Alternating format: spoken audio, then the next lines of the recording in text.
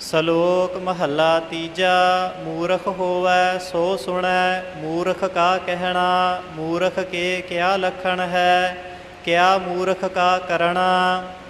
ਮੂਰਖ ਉਹ ਜੇ ਮੁਗਧ ਹੈ, ਅਹੰਕਾਰੇ ਮਰਣਾ। ਏਤ ਕਮਾਣੈ ਸਦਾ ਦੁਖ, ਦੁਖ ਹੀ ਮਹਿ ਰਹਿਣਾ।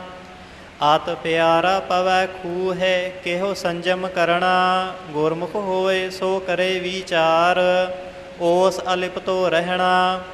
ਹਰ ਨਾਮ ਜਪੈ ਆਪ ਉਦਰੈ, ਓਸ ਪਿਛੈ ਡੁੱਬਦੇ ਭੀ ਤਰਣਾ। ਨਾਨਕ ਜੋ ਤਿਸ ਭਾਵੈ ਸੋ ਕਰੇ, ਜੋ ਦੇ ਸੋ ਸਹਿਣਾ। ਮਹੱਲਾ ਪਹਿਲਾ।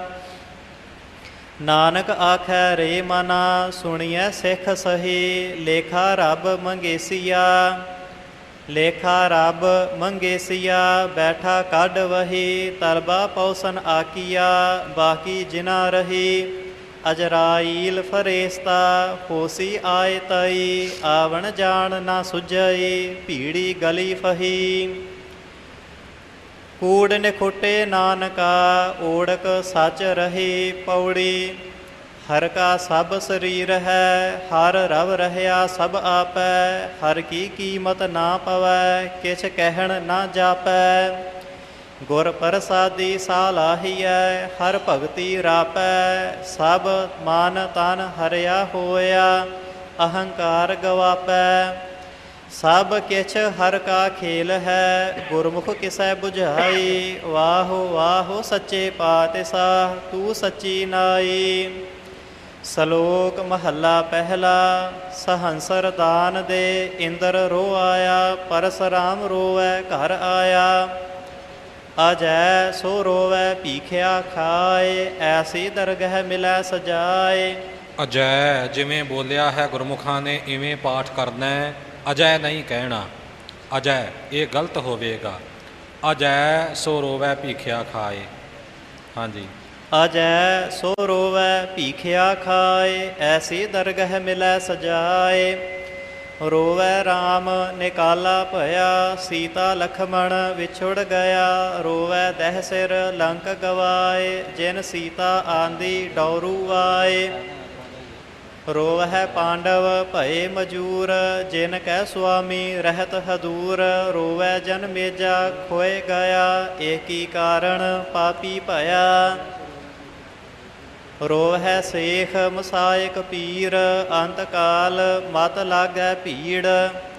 ਰੋਵਹਿ ਰਾਜੇ ਕੰਨ ਪੜਾਏ, ਘਰ ਘਰ ਮੰਗਹਿ ਭੀਖਿਆ ਜਾਏ। ਰੋਵਹਿ ਕਿਰਪਨ ਸੰਚਹਿ ਧਨ ਜਾਏ, ਪੰਡਿਤ ਰੋਵਹਿ ਗਿਆਨ ਗਵਾਏ। ਬਾਲੀ ਰੋਵੈ ਨਾਹਿ ਪਧਾਰ, ਨਾਨਕ ਦੁਖੀਆ ਸਭ ਸੰਸਾਰ। ਨਾਨਕ ਦੁਖੀਆ ਸਭ ਸੰਸਾਰ।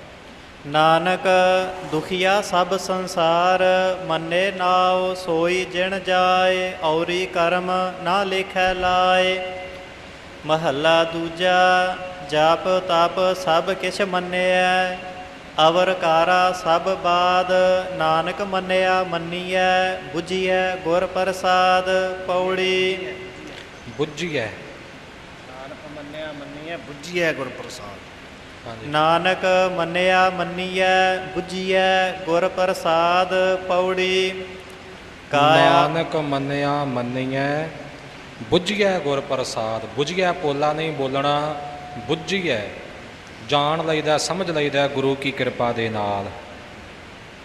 ਹਾਂਜੀ। ਨਾਨਕ ਮੰਨਿਆ ਮੰਨੀਐ, ਬੁਝੀਐ ਗੁਰ ਪ੍ਰਸਾਦ। ਪੌੜੀ। ਕਾਇਆ ਹੰਸ ਧੁਰ ਮੇਲ, ਕਰਤਾ ਲਿਖ ਪਾਇਆ। ਸਭ ਮਹਿ ਗੁਪਤ ਵਰਤਦਾ, ਗੁਰਮੁਖ ਪ੍ਰਗਟਾਇਆ। ਗੁਣ ਗਾਵੈ ਗੁਣ ਉਚਰੈ, ਗੁਣ ਮਾਹੇ ਸਮਾਇਆ। ਸੱਚੀ ਬਾਣੀ ਸੱਚ ਹੈ, ਸੱਚ ਮੇਲ ਮਿਲਾਇਆ। ਸਭ ਕਿਛ ਆਪੇ ਆਪ ਹੈ, ਆਪੇ ਦੇ ਵਡਿਆਈ। ਵਾਹੋ ਵਾਹੋ ਸੱਚੇ ਪਾਤਸ਼ਾਹ ਤੂੰ ਸੱਚੀ ਨਾਈ। ਸਲੋਕ ਮਹੱਲਾ ਦੂਜਾ। ਨਾਨਕ ਅੰਧਾ ਹੋਏ ਕੈ, ਰਤਨਾ ਪਰਖਣ ਜਾਏ। ਰਤਨਾ ਸਾਰ ਨਾ ਜਾਣਈ, ਆਵੈ ਆਪ ਲਖਾਏ। ਮਹੱਲਾ ਦੂਜਾ। ਰਤਨਾ ਕੇਰੀ ਗੁਥਲੀ, ਰਤਨਾ ਕੇਰੀ ਗੁਥਲੀ ਰਤਨੀ ਖੋਲੀ ਆਏ, ਵਖਰ ਤੈ ਵਣਜਾਰਿਆ ਦੁਹਾ ਰਹੀ ਸਮਾਏ।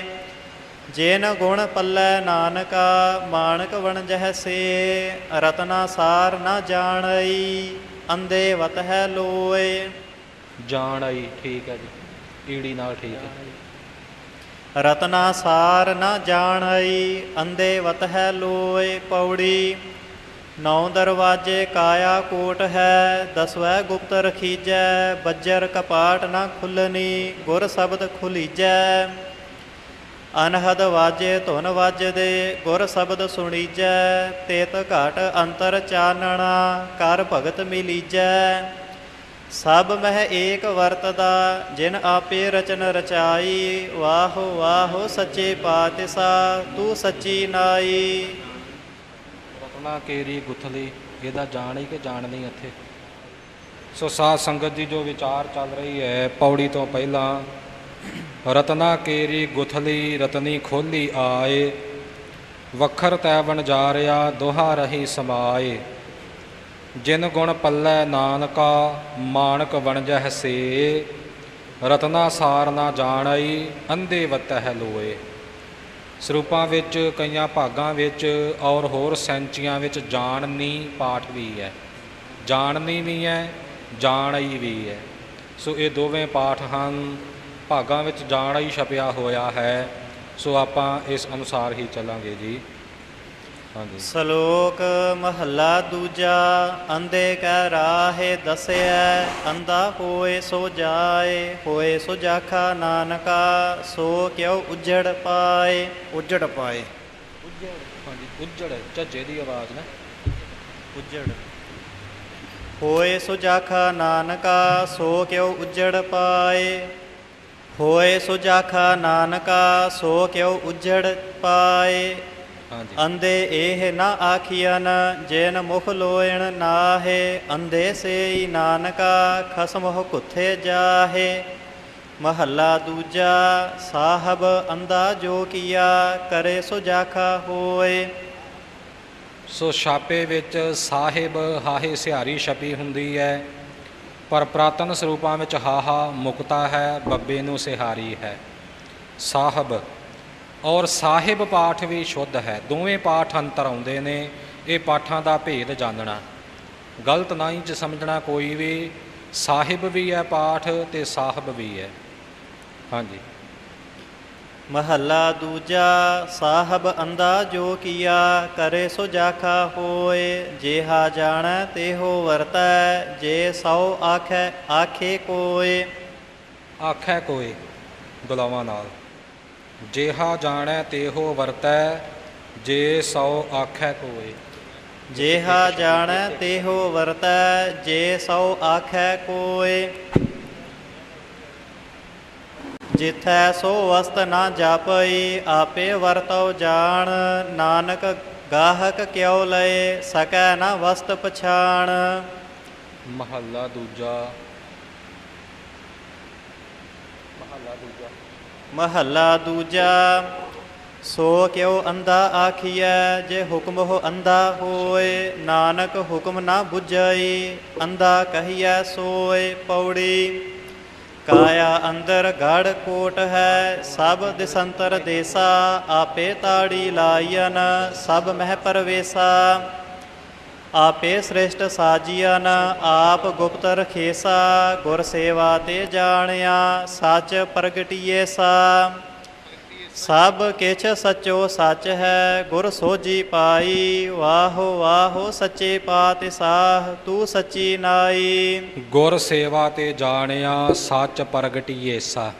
ਆਪ ਜੀ ਨੇ ਪਾਠ ਸਰਵਣ ਕੀਤਾ ਹੈ, ਸੋ ਇਹ ਪਾਠ ਆਪ ਜੀ ਨੇ ਇਉਂ ਇਕੱਤਰ ਕਰਨਾ। ਪ੍ਰਗਟੀ ਏਸਾ, ਇਹ ਵੀ ਪਾਠ ਜਥੇ ਵਿੱਚ ਚੱਲਦਾ ਹੈ। ਪ੍ਰਗਟੀ ਏਸਾ, ਈਸ਼ ਪ੍ਰਮਾਤਮਾ ਜੋ ਹੈ ਉਹ ਪ੍ਰਗਟ ਹੋ ਜਾਂਦਾ ਹੈ, ਅਤੇ ਪ੍ਰਗਟੀ ਏਸਾ ਇਹ ਵੀ ਪਾਠ ਹੈ। ਸੋ ਦੋਨੋਂ ਤਰ੍ਹਾਂ ਸ਼ੁੱਧ ਹੈ। ਇਹ ਦੋਨੋਂ ਭੇਦ ਹਨ, ਇਹ ਆਪ ਜੀ ਨੇ ਜਾਣਨੇ ਜੀ। ਸ਼ਲੋਕ ਮਹੱਲਾ ਪਹਿਲਾ। ਸਾਵਣ ਰਾਤ ਅਹਾੜ ਦੇਹੋ, ਕਾਮ ਕ੍ਰੋਧ ਦੋਇ ਖੇਤ। ਜੋ ਟਕਸਾਲ ਵਿੱਚ ਪਰੰਪਰਾ ਤੋਂ ਚੱਲਦਾ ਆ ਰਿਹਾ ਆਰੰਭ ਤੋਂ, ਸੋ ਹੈ ਪ੍ਰਗਟੀ ਏਸਾ ਵੱਖਰਾ ਵੱਖਰਾ। ਹਾਂਜੀ। ਸਾਵਣ ਰਾਤ ਅਹਾੜ ਦੇਹੋ ਕਾਮ ਅਹਾੜ ਦੇਹੋ। ਹਾਂਜੀ। ਸਾਵਣ ਰਾਤ ਅਹਾੜ ਦੇਹੋ। ਸਾਵਣ ਰਾਤ ਅਹਾੜ ਦੇਹੋ ਕਾਮ ਕ੍ਰੋਧ ਦੋਇ ਖੇਤ ਲਬ ਵਤਰ ਦਰੋਗ ਬੀਓ ਹਾਲੀ ਰਾਹ ਕੋਹੇਤ।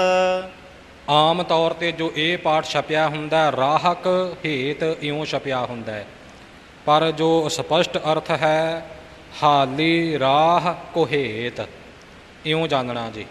ਹਾਂਜੀ।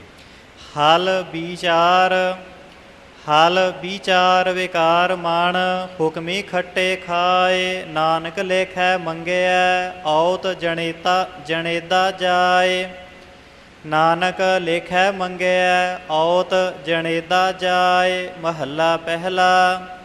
ਭਉ ਭੋਏ ਪਵਿੱਤ ਪਾਣੀ ਸਤ ਸੰਤੋਖ ਬਲੇਦ ਹਲ ਹਲੀਮੀ ਹਾਲੀ ਚਿਤ ਚੇਤਾ ਵਤਰ ਵਖਤ ਸੰਜੋਗ। ਹਲ ਹਲੇਮੀ ਹਾਲੀ ਚਿੱਤ ਚੇਤਾ ਵਤਰ ਵਖਤ ਸੰਜੋਗ।